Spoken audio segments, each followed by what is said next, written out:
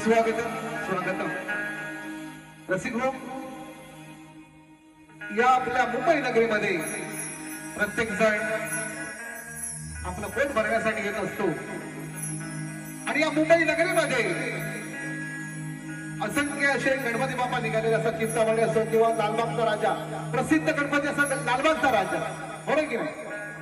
तर यावर्षी एक चिमुकली मुलगी, तिला घेऊन वडील गेले नसताना दर्शनासाठी रात्रंदिवस सगळ्यांना माहिती रांगा लावलेल्या असतात, तरी सुद्धा तो एक बाप आपल्या मुलीची इच्छा होती.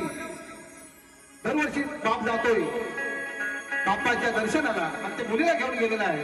परंतु तिथुल्या जे अधिकारी असतील त्यांनी दिलेली वागणूक किंवा ती मुलगी चिरडली गेली आणि तो प्रसंग सगळ्यांना ठाऊक आहे. आणि गणपती बाप्पाचं विसर्जन होण्यासाठी जवळजवळ 30-32 तास लागले. तेव्हा या बाप्पाची गरिबावरती किती कृपा आहे.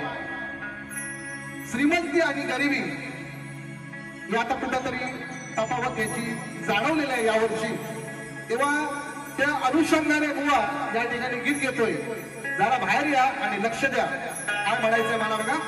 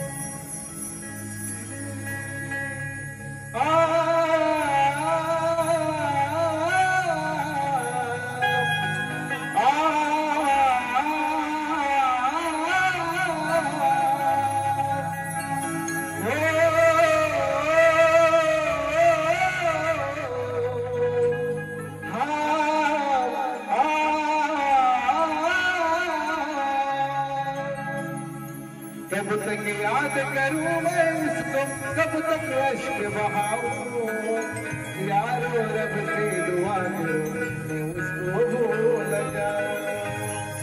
क्या म्हणायचं बघा. दर वर्षाला येतो मी पायी. एक बाप का म्हणतो. दर वर्षाला येतो मी पायी बाप्पा तुझ्या दारी. सांज सकाळी तुझ्या दर्शनात भरते ही पंढरी. गरिबाची का थट्टा केली अमीरालाही जागा दिली. गरिबाची का थट्टा केली अमीराला जागा दिली. 1 2 3 4.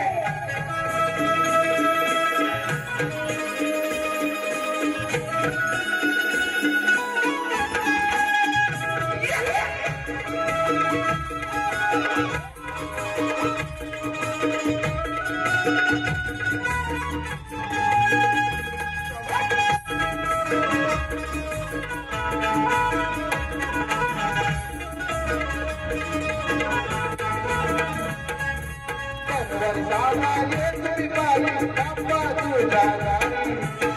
वर्षाला येतो मी पायी बाप्पा तुझ्या दारी. सांज सकाळी तुझ्या दर्शन भरते ही पंढरी. सांज सकाळी तुझ्या दर्शन भरते ही पंढरी. गरिबाची थट्टा केली अमीराला जागा दिली. गरिबाची थट्टा केली अमीराला जागा दिली.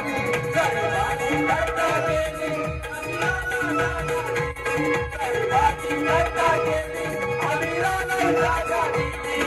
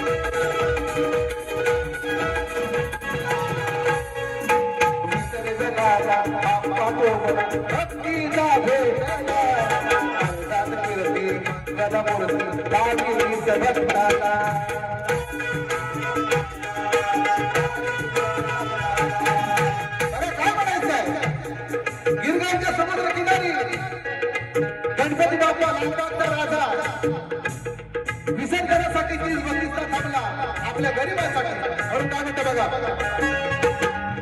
विसर्जनाला बाप्पा हा थांबला भक्ताच्या भेटीला आगात गिरती गणमूर्ती आवडीच भक्ताला.